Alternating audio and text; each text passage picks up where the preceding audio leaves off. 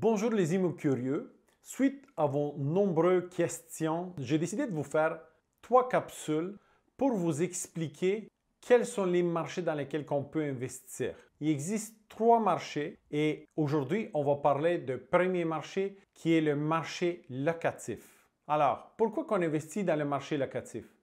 Bien, la réponse la plus simple, c'est on veut que notre immeuble se paye tout seul et qu'il nous reste un petit peu d'argent à la fin de chaque mois. Prenons un exemple. Vous achetez une maison et vous la louez. La maison se paye toute seule et il vous reste 100 $ dans vos poches chaque mois. Alors, vous allez me dire, ben, c'est super, ma maison se paye toute seule et il me reste de l'argent à la fin du mois.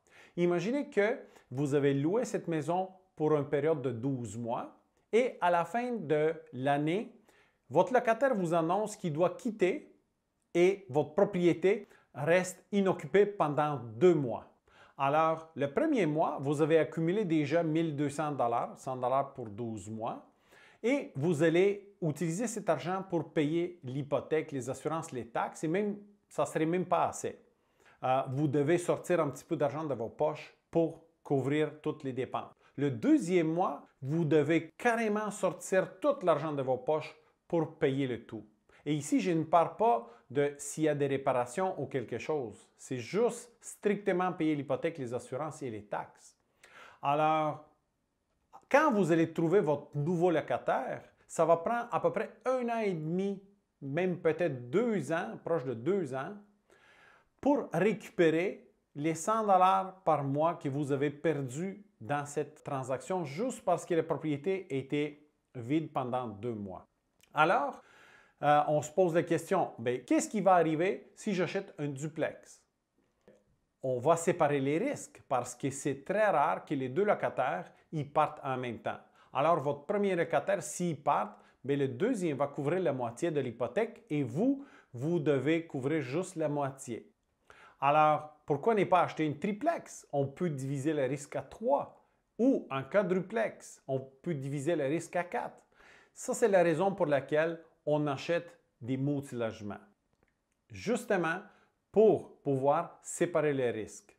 Il faut aussi savoir une chose. Les banques, quand vous achetez un plex, par exemple un duplex, triplex, quadruplex, la banque va vouloir s'assurer que vous allez être capable de couvrir les dépenses sur votre propriété si vous manquez des locataires.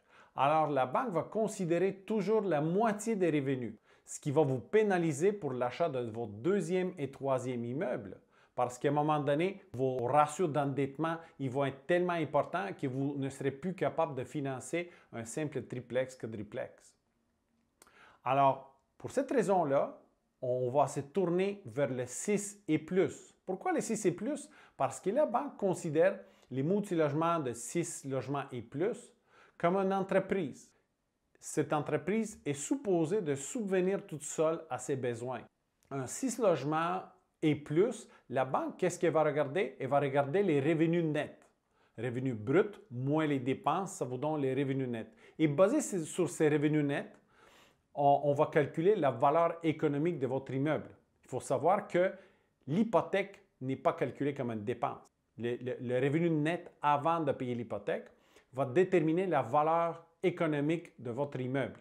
Et sur cette valeur économique, la banque va vous financer.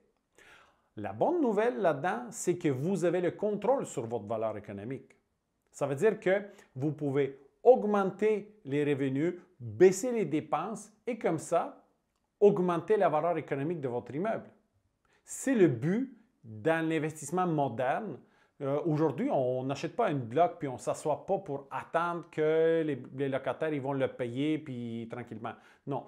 L'investissement immobilier est devenu très dynamique. Alors aujourd'hui, comment on investit en immobilier? On achète un immeuble, on l'optimise, on cherche le potentiel d'optimisation, on l'optimise, on augmente les revenus, on baisse les dépenses et on récupère rapidement notre mise de fonds pour pouvoir acheter un autre immeuble.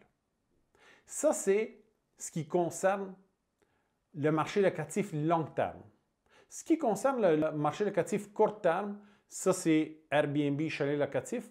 Dans ces marchés-là,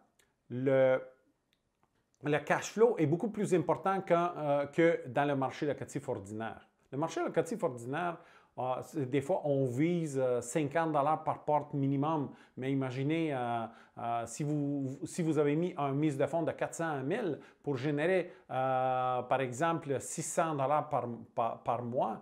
Ce n'est pas nécessairement si vous cherchez l'indépendance financière rapidement et le cash flow rapidement, ça ne serait peut-être pas nécessairement le meilleur investissement pour vous. Pourquoi? Parce que votre cash que vous allez générer chaque mois sur le cash que vous avez mis sur la propriété est en bas de 2